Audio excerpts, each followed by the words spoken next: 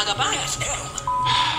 Saan nila dinala pera? Yan ang isa pa. The question, where is the money? And yung sinasabi kahapon ni Justice, why is there an urgency to transfer the fund?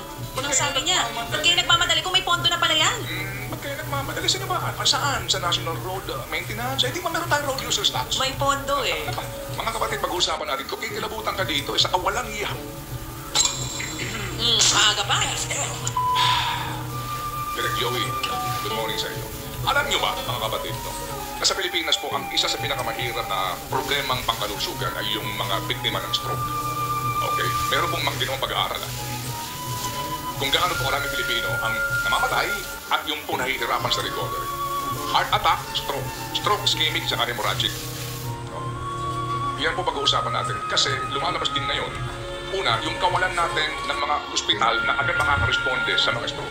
Huwag natin pag walang bahala ito dahil ngayon may mga bata na stroke na. Ay, totoo yan. Di po ba? At yung ating mga nakakapanayang, mga magulang po ninyo, tayo ho mismo, hindi mo alam na pwede mangyari sa iyo yan. Ang tanong, kapag ba sinugod ka sa ospital, pupuntahan niyo yung pinakamalapit, meron pa doon pasilidad para ka makaribay. At kung na-stroke ka na, gaano kahirap sa pamilyang Pilipino ang gastusin dito. At napakaliit na naman po ng PhilHealth subsidy para dyan. Isa po yung sa aking mga pag-uusapan, ito'y napaka-importante usapin pangkalusugan. Na ngayon nga, i-connect natin sa halalan. Yung mga nasa entabladong yan, sasayawan ka lang yan. Okay. Pag yan nahalal na naman, malamang kung ano sabihin sa kanilang boto sa mga gantong usapin, ganun pa rin sila. Kaya po ito tayo nasasadla sa gantong uri ng governance. Dahil ang pinakamalaking problema sa bayan na ito, mga kapatid, pinakamalaking problema, gobyerno mismo. So dito po sa issue ng PhilHealth na ito, di po ba, tinanggalan mo ng government subsidy ang PhilHealth. Ito yung bagong kaso na isinampa. Pero itong pinag-usapan dito ay yung pong paglilipat ng sinasabing reserve fund. Iba ho ito separate ito.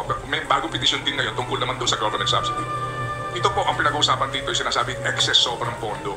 Kahapon po Excess na hindi excess. Kahapon po nagklaro na Diba? Kaya din hihingi tayo ng explainer mamaya dito para muli nating ipagdiinan na tayo po'y nabudol doon sa mga sinasabi ng PhilHealth na pinayagan naman ng ilang kongresista sa kanilang pagdinig at nagamit sila sa pagkukondisyon sa isipan ng iba na nag-aawak-awak ang pera ng PhilHealth. Hindi po. Hindi. Lumabas nga po ngayon sa hearing, di ba? Sa oral argument na ang PhilHealth po may negative ang yung po kanilang mga obligasyon na paparating, wala silang pera para doon. And then, ito nga po maganda kahapon bilang patikim mga kapatid sa naging oral argument. Binanggit mo kanina, Chacha. Anong sinasabi po ng isa sa mga maestrado na tayo po'y, kaya pag humarap ka dyan, baby girl, sa ganyang uri ng oral argument, eh dapat preparado ka nga harap kasi yung justice hindi ito para mga kongresista o mga senador na wido-wido lang. Di ba? Na-stuck natin sila ng bit-bit. Preparado po sila. Napakasimple po ng mga paglalatag ni Justice. No? Ang sinasabi niya, sandali lang, ano ba ang source ng pondo ng PhilHealth? Ano ba ito? Pinapapaliwanag yung kanilang SVP. Yung pong direct contribution ng mga miyembro. O saan pa nanggagaling ang pera? Meron po kaming subsidy galing po sa PAGCOR at PCSO. Tama, meron po kami. Okay. Saan pa nanggagaling? Meron din po kaming pinanggagalingan na pera para po sa sin taxes. Yung sin taxes pa, paano ba yun? Yung pagbubuwis para saan ito? Nakalagay po yan sa UHC law. Saan pa nanggagaling? Meron din pong government subsidy. Ganon. So kung yan ang pinanggagalingan, para saan yung pera? Para po sa pondo po ng una, yung pong mga indirect members, contributors. Sino to? Direct contributors. PWD, senior citizen, mga indigents, hindi kaya. Yung pala naman. Yung sin taxes, para saan yun? Yun din po ito. So yung bang sin taxes, ano ba yan? Special law ba yan? Oo, special law. Meron siyang special purpose? Oo, special. Anong purpose niya? Para sa PhilHealth. So nakalagay doon, special din ang provision para sa una, pagpapadami ng benepisyo. Pangalawa, para kung kakayanin na, dahil nga may pera ka na, babaan mo contribution. Diba? Klaro. Sige. So, kung yan ay special na batas para sa special na adhikain, ba't mo naman gagamitin yan sa ibang bagay? Kung nanonood ka, nakikinig ka ron, sa cheese, sabi nga ni, boboto mo ba yun? Sa cheese. Ay, checkmate. May mati na Hindi ba? Bulag na Paano ka hihirit doon?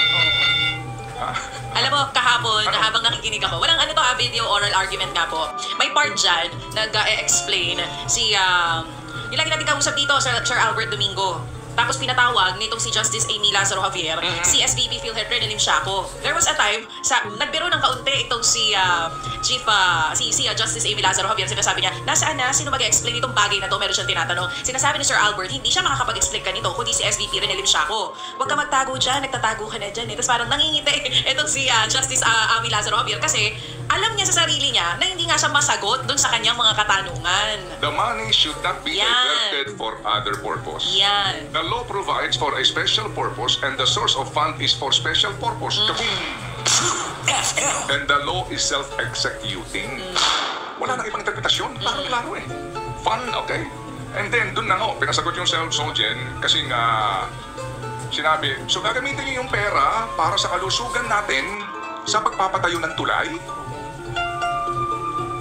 Okay, yung bang tulay na yan, yung Guimaras Bridge na yan, yung bang Negros Bridge na yan, oo. Meron na bang pondo yan? Meron. Saan ang galing ang pondo? Sa Korean Export Bank of Korea. Magkano nakalagay dyan sa GAA? May pera na pala yan eh. So, you're going to fund a project that is already funded. Napakasuwabe, di ba? Kikilabutan ka dahil talagang kahapon, mga kapatid, klarong-klaro po, ang malaking pagkakamaling ito, kahit na sino pa siguro iharap mo dito to defend this case, ay hindi mahihirapan. Ang atin na lang ho dito yung decision ng Supreme Court. Nasabihan sila, nagkamali kayo dito, balik nyo yung pera ng PhilHealth. Isa pa lang issue yan.